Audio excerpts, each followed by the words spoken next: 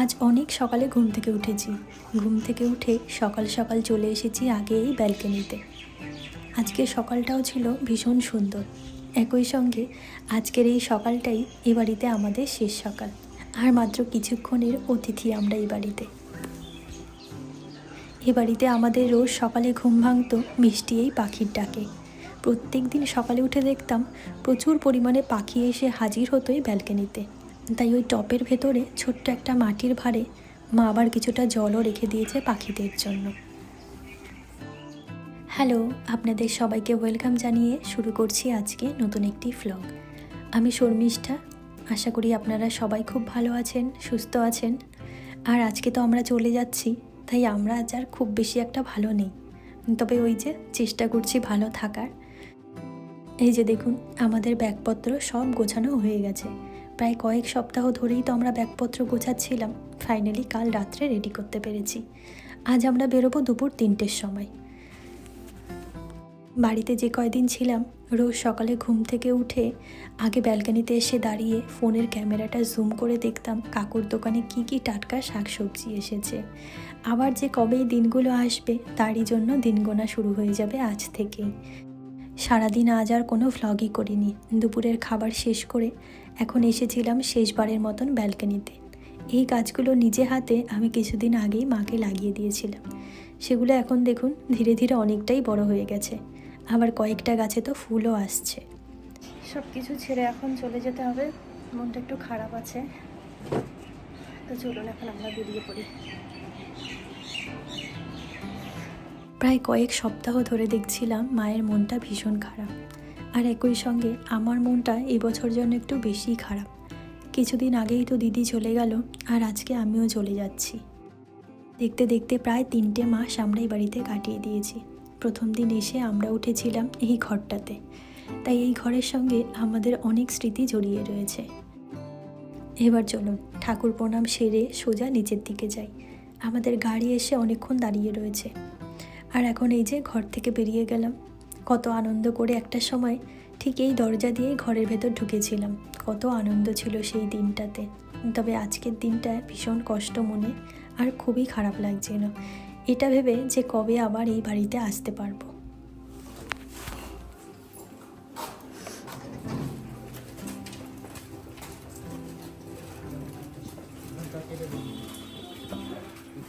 আমাদেরকে এয়ারপোর্টে রাখার জন্য মা আর দিদা যাচ্ছে। কাকিমা এর আগের বছর গিয়েছিল, তবে এবছর কাকিমা একটু ব্যস্ত থাকার কারণে আর যেতে পারলো না। আর ওই যে দেখেছেন কাকু দাঁড়িয়ে রয়েছে। যেদিন আমি প্রথম দেশে এসেছিলাম কাকু অপেক্ষা করছিল আমি কখন আসব। চলুন তাহলে এবার রওনা দেওয়া যাক। যদিও অনেকগুলো দিন দেশে কাটিয়েছি, তবুও মনে হচ্ছে এই তো সেদিনই তো এলাম, এখন আবার চলে যেতে হচ্ছে। এই চেনা রাস্তাঘাট অলিগলি সব কিছু একটা অভ্যেসে পরিণত হয়েছিল। এরই মধ্যে আমরা এয়ারপোর্টেও চলে এসেছি। দেশে আসার পরে যে এখানে আমার কতবার আসতে হয়েছে। একবার তো বাংলাদেশে গেলাম, আবার দিদিকে নিতে এসেছিলাম। আর এই তো 1 সপ্তাহ আগে দিদিকে আবার রাখতে এসেছিলাম। তবে যতবার এসেছি ততবারই আমার একটা ভয়ের কাজ করতো এখানে। আর আজকে শেষবারের মতন সেই ভয়কে জয় করে আবার চলে যেতে হবে অন্য একটা দেশে। আর এই যে দাদাকে দেখছেন, যে কদিন আমরা দেশে ছিলাম সব জায়গায় এই দাদাই গিয়ে আমাদের দিয়ে এসছে নিয়ে এসছে। ভীষণ ভালো ছিলেন এই দাদা।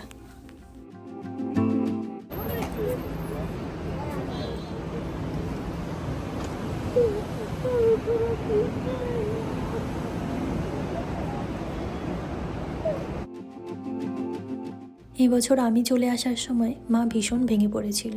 এই তো 1 সপ্তাহ আগেই তো দিদি চলে গেল। তারপরে তো যদিও আমি ছিলাম কয়েকটা দিন, এখন আবার আমি চলে যাচ্ছি। মা একেবারেই একা হয়ে যাবে।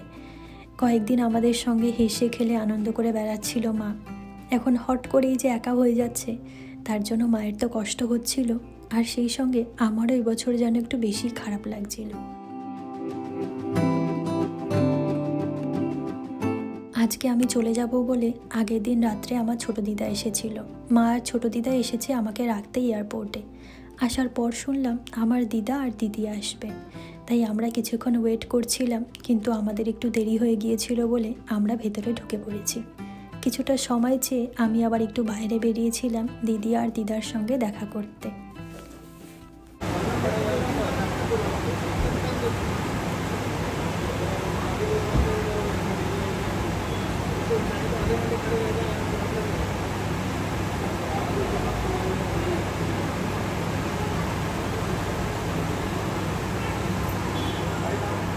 এখনও মনে হচ্ছিল যদি ছুটে আরও একবার মায়ের কাছে চলে যেতে পারতাম খুবই ভালো হতো। তবু যাই হোক, শেষবারের মতন বিদায় জানিয়ে চলুন এবার ভেতরের দিকে যাই। আমাদের এখনও অনেক কাজ বাকি রয়েছে, সেগুলো এক এক করে করি।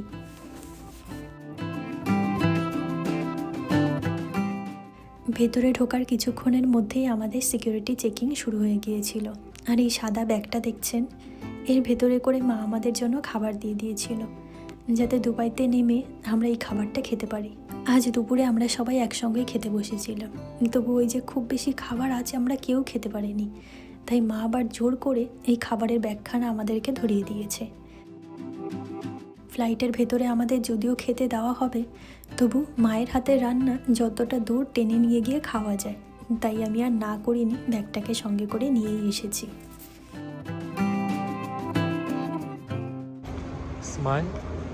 মাকে ছেড়ে আসার পর থেকেই কেমন যেন প্রচণ্ড মাথা যন্ত্রণা আর টেনশন হচ্ছিল, তাই ভেতরে ঢুকেই আমি আবার একটা কফি নিয়ে নিলাম। আমাদের ফ্লাইট ছিল ইন্ডিয়া থেকে রাত 8টার সময়, সময়ও হয়ে গিয়েছে। তাহলে চলুন এখন গিয়ে ফ্লাইটে বসা যাক। দেশের মাটিকে ছেড়ে আবার একটা নতুন দেশে যাওয়ার সময় মনটা প্রচণ্ড খারাপ লাগছিল। এবারের খারাপটা আর ভাষায় প্রকাশ করতে পারছিলাম না।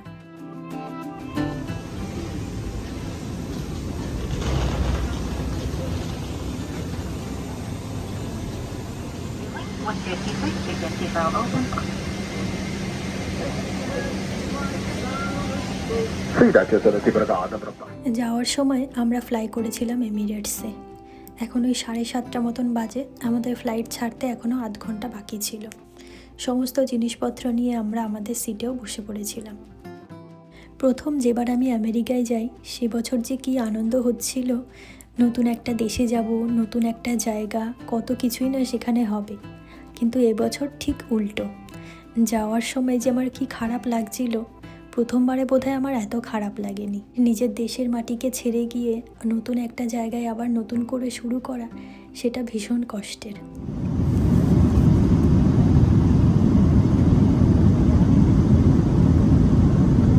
ফ্লাইটে ওঠার কিছুক্ষণ পরই আমাদেরকে রাতের খাবার দেওয়া হয়েছিল, আর রাতের খাবারে নিয়েছিলাম আমরা ননভেজ।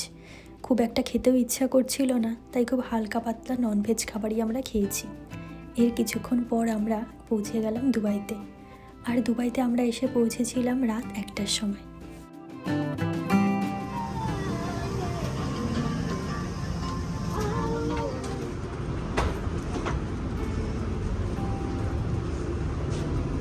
আজকে আমাদের দুজনের মনটা এমনিতেই খারাপ ছিল, আরও বিশেষ করে যখন দুবাই এয়ারপোর্টে পৌঁছালাম তখন তো আরও বেশি করে খারাপ লাগছিল। এরপরে আমাদের যে কানেক্টিং ফ্লাইটটা, সেটা রয়েছে পরদিন সকাল 10টার সময়। প্রায় 8-9 ঘন্টা বসে থাকতে হবে দুবাই এয়ারপোর্টে। এই সময়টা যে আমরা কিভাবে কাটাবো। যাওয়ার দিন তো মনে ভীষণ আনন্দ ছিল, তাই এদিক ওদিক দিয়ে টুকটুক করে একটু ঘুরেও বেরিয়েছিলাম, আর খুব ভালোও লেগেছিল সেই সময়টাতে। তবে এখন আর কারোরই ভালো লাগছে না, মনে হচ্ছে কতক্ষণে আমরা ও দেশে গিয়ে পৌঁছাবো, আর কতক্ষণে আবার সবার সঙ্গে একটু ফোনে কথা বলতে পারবো। এই ক্যান্ডি শপটার কথা আপনাদের মনে আছে? যাওয়ার সময় ক্যান্ডি শপটাকে আপনাদেরকে দেখিয়েছিলাম। ভীষণ সুন্দর, রং বেরঙের কত ক্যান্ডি ঝুলে রয়েছে দেখুন। ক্যান্ডি শপের পাশেই ছিল ওয়েটিং রুম, যেখানে বসে আমরা সারাটা রাত পার করে দিয়েছি। আর সঙ্গে তো মায়ের হাতে রান্না ছিলই, আর এই দুবাই এয়ারপোর্টে বসেই এবারের মতন মায়ের হাতে শেষ রান্নাটুকু খেলাম। সে যে কি অমৃত, ভাষায় প্রকাশ করা যাবে না। আর এটা ছিল ঠিক তার পরদিন সকালবেলায়। এখানকার ওয়াশরুম থেকে কোনো রকম ফ্রেশ হয়ে এখন আমরা চলে এসেছি কফি নেওয়ার জন্য। সকাল সকাল একটু কফি খেলে মনটাও বেশ ভালো লাগবে, আর মাইন্ডটা অনেকটা ফ্রেশ হয়ে যাবে। তো চলুন, দুজনে এখন 2টো কফি নিয়ে নিয়েছি, আর এখন সোজা চলে যাই পরবর্তী ফ্লাইট যেখান থেকে ছাড়বে সেখানে। দেশের মাটি ছেড়ে এসেছি, প্রায় একটা রাত হয়ে গেল। পথে পথেই সময়টা কেটে যাচ্ছে। আজকের সকালটা আবার শুরু হলো দুবাই এয়ারপোর্টে, কালকের সকালটা না জানি আবার কোথায় শুরু হবে।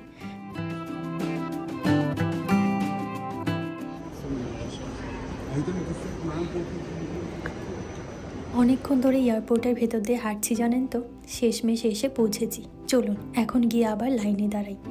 দেশে যাওয়ার সময় বোধহয় আমাদের এতগুলো চেকিং হয়নি যতটা না আবার ফিরে যাওয়ার সময় হচ্ছে। কাল রাত্রে যখন নেমেছি তখন তো একবার চেকিং হয়েছেই, এখন আবার এই যে সকালে উঠছি এই সময়ও না চেকিং হয়েছে। বারবার এই চেকিং করাটা আমাদের কাছে ভীষণ বিরক্তিকর একটা ব্যাপার। যদিও আমাদের কাছে সমস্ত লাগেজ নেই, তবে ওই যে দুটো হ্যান্ডব্যাগ রয়েছে সেগুলো বারবার করে খুলে খুলে চেক করা, জুতো খোলা, বেল্ট খোলা, সে যে কি বিরক্তিকর। যাক, সমস্ত কিছু পার করে এখন ফাইনালি চলুন, ওই যে প্লেন দাঁড়িয়ে রয়েছে, আগে গিয়ে সেখানে উঠি।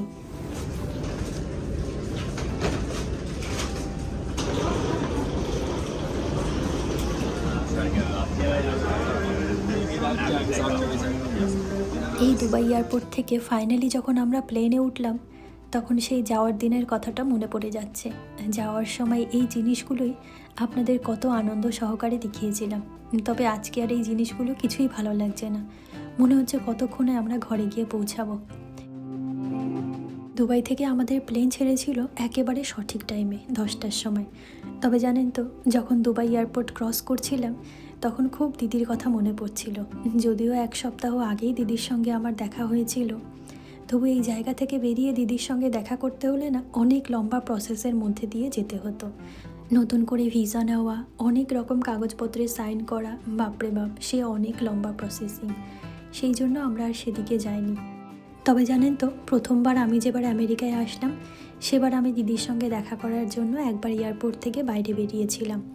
সেখানে যে কত রকম কাগজপত্র সাইন করতে হয়েছিল, কত রকম কাজ বাজ ছিল সেখানে, সে এক বিরাট ঝামেলার ব্যাপার। আর তাছাড়াও সেবার আমরা প্রায় 20 ঘন্টার একটা ট্রানজিট নিয়েছিলাম, যার জন্য আমরা অনেক সময় ধরে সমস্ত কাজবাজ সেরে তারপরেই বাইরে বেরোতে পেরেছিলাম। দুবাই শহরটা ভীষণ সুন্দর, তবে আমাদের বেরোতে অনেক কাঠখড় পোড়াতে হয়েছিল। আরও জানেন তো, সেবার সবেমাত্র আমি 3 মাস হয়েছে আমেরিকার ভিসা পেয়েছি। ভিসাটা আবার 6 মাসের পুরনো না হলে বাইরে বেরোতে একটু অসুবিধা হয়। আর তাছাড়াও আমরা যদি সরাসরি দুবাইতে আসতাম তাহলে হয়তো এত অসুবিধে হতো না। যেহেতু আমরা ইন্ডিয়া থেকে সোজা আমেরিকাতে যাওয়ার জন্য বেরিয়েছি, আবার মাঝপথে দুবাই ঘুরবো, সেই জন্যই বোধহয় আমাদের একটু অসুবিধা হয়েছে। তো যাই হোক, এখন আমরা ইরান ইরাকের ওপর দিয়ে যাচ্ছিলাম। বাইরে দেখেছেন একটাও গাছপালা নেই, শুধু মনে হচ্ছে পাহাড় আর পাহাড়। এর কিছুক্ষণ পরেই ফ্লাইটে আমাদের প্রথম খাবার দিয়ে দেওয়া হয়। এখানে ছিল ননভেজ খাবার, তবে এই খাবারটা খাওয়ার সময় জানেন তো, বাড়ি থেকে মায়ের রান্না করা যে খাবারটা নিয়ে এসেছিলাম সেটার কথা ভীষণ মনে পড়ছিল। ভাবতেই কেমন লাগছে, মনে হচ্ছে এই তো কাল রাত্রেও বোধহয় আমরা বাড়িতে খাবার খেয়েছি। ভীষণ মিস করছিলাম বাড়িটাকে। সবেমাত্র একটা দিন হলো আমরা বাড়ি ছেড়ে বেরিয়েছি। এটা ছিল আমাদের বিকালের স্ন্যাক্স, একটা পিৎজা স্লাইস আর সঙ্গে স্প্রাইট। এতক্ষণ তো ফ্লাইটের জানলাটা বন্ধই ছিল, তবে ডিসপ্লেতে যখন দেখলাম নর্থ পোলের কাছাকাছি চলে এসেছি, ভাবলাম জানলাটাকে খুলেই দিই। এই জায়গাটুকু যে আমার কি ভালো লাগে। চারিদিকে দেখুন শুধু পাহাড় আর স্নো জমে রয়েছে, ভীষণ সুন্দর একটা জায়গা।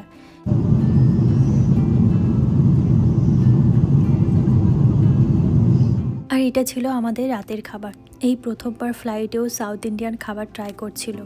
প্রত্যেকটা খাবার ভীষণ টেস্টি ছিল।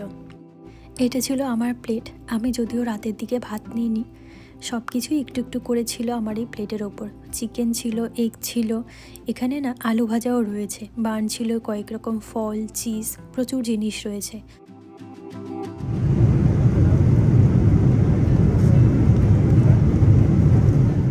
আমার খাবার তো আমি খাচ্ছিলামই, তবে আমার চোখ ছিল ওর প্লেটের দিকে। ওর প্লেটের ওই ধোসা আর ইডলি দেখে আমার খুব খেতে ইচ্ছা করছিল, তাই আমি আবার ওর কাছ থেকে নিয়ে একটু টেস্ট করছিলাম। প্রত্যেকটা খাবার ভীষণ ভালো ছিল। তো যাই হোক, চলুন আমরা মাঝপথে চলে এসেছি।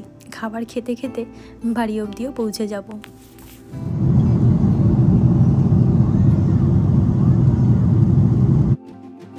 দুবাই থেকে ওঠার পর এই ফ্লাইটে ছিল আমাদের এক নাগাড়ে 15 থেকে 16 ঘন্টার একটা জার্নি। ভীষণই কষ্ট হয় এতক্ষণ বসে থাকতে, তার মাঝে মাঝে এত সুন্দর দৃশ্য দেখলে আবার একটু ভালোও লাগে। এর ভেতরেও আমরা দুজন কয়েকবার ঘুমিয়ে নিয়েছি। ওই ঘুমানো, গল্প করা আর খাবার খাওয়া, এভাবেই এই সময়টুকু কাটিয়ে দিতে হয়। তবে ভীষণই বোরিং লাগে এই সময়টুকু। যখনই মনে পড়ে এই সময়টার কথা, তখন আর মনে হয় না দেশে ফিরে যাই। আবার দেশে যখন যাই তখন এই সময়টুকুর কথা মনে পড়লে আর কখনো মনে হয় না আবার এই দেশে ফিরে আসি। দেশের মাটিতে এই 3 মাসে আমার অনেক স্মৃতি জমে রয়েছে, যেগুলোকে আমি ভ্লগের মাধ্যমে সঙ্গে করে নিয়ে আমেরিকাতে ফিরছি। কখনো যদি মন খারাপ হয়, সেগুলোকে এক ঝলক দেখে নিতে পারবো। যদিও সামনে থেকে সবাইকে দেখতে বা ছুতে পারবো না, তবে এই ফোনের স্মৃতিটুকুকে নিয়ে আবার দিন গোনা শুরু করতে হবে। বিশেষ করে এবার দেশে গিয়ে যখন আমি প্রথমবারের মতন বাংলাদেশ গেলাম, এরপরে বাংলাদেশের কিছু জায়গা ঘুরে দেখলাম, আত্মীয় স্বজন সবার সঙ্গে পরিচয় হলো।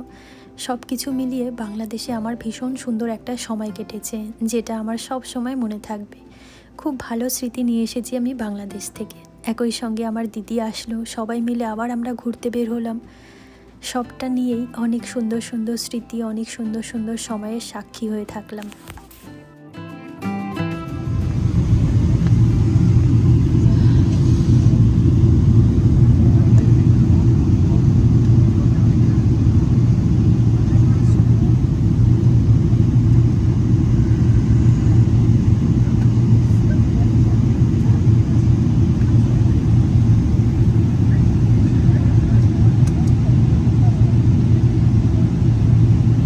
প্রায় 16 ঘন্টা জার্নি সেরে এখন আমরা এই যে পৌঁছালাম সিয়াটেলে। আর এই যে দূর থেকে দেখছেন যে লেকটা, এটা হলো ওয়াশিংটন লেক।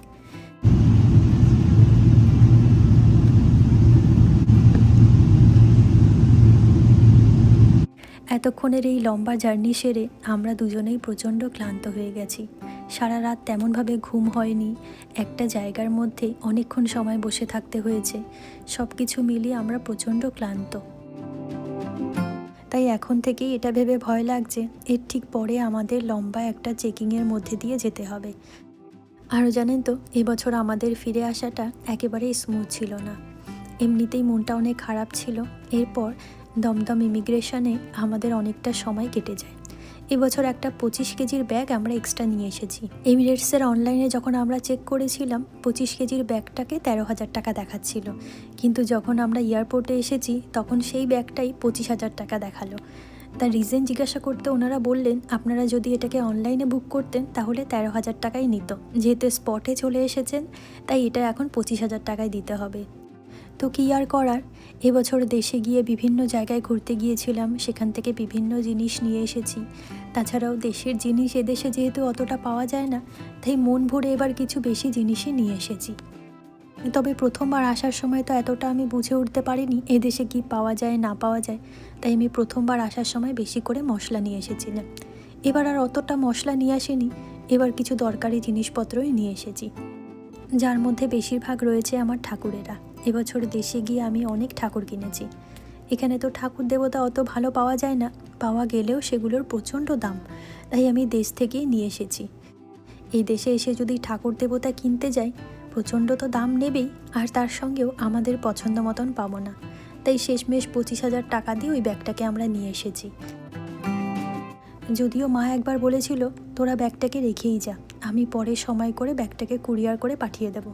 তো আমি ভাবলাম, মা যেহেতু একা থাকে, এই ব্যাগ ধরে নিয়ে গিয়ে যাওয়া, আবার এই ঝামেলা করে সব জিনিসপত্র জমা দেওয়া, তার থেকে থাক বরং আমরা সঙ্গে করেই নিয়ে যাই, তাতে মায়ের কষ্টটা একটু কম হবে।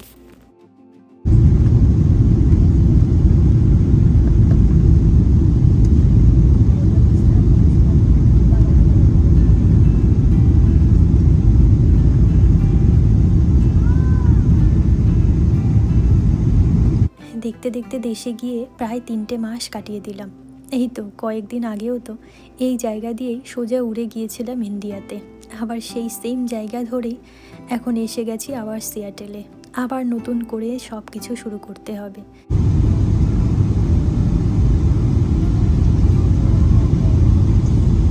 আরও আপনারা তো দেখেছেন, দেশে যাওয়ার কয়েকদিন আগেই আমরা নতুন করে আবার রুম চেঞ্জ করেছিলাম। সেখানে সমস্ত জিনিস গুছিয়ে উঠতে না উঠতেই আমরা আবার দেশে চলে এসেছি। তাই ঘরের সব জিনিসপত্র এখনও এলোমেলো হয়ে রয়েছে। যাওয়ার পরে আবার সেগুলোকে গোছাও, আবার সব কিছু নতুন করে শুরু করো, ভাবলেই কেমন যেন লাগছে। মনে হচ্ছে এতদিন দেশেই বোধহয় ভালো ছিলাম, কেন যে আসলাম, আসার পর যে কত কাজ, ভাবলেই মনে হচ্ছে দেশে ফিরে যাই। এতদিন না রান্না করতে হয়েছে, না কোনো কাজ করতে হয়েছে, এখানে এসে তো একেবারে পুরো দমে কাজ শুরু করে দিতে হবে।